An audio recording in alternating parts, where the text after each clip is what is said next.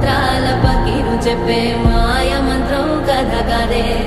చంటోళ్లను భయపెట్టే భూచోడి కథ కదే తాత ముత్తాతమ్మల భూతాల కథ కదే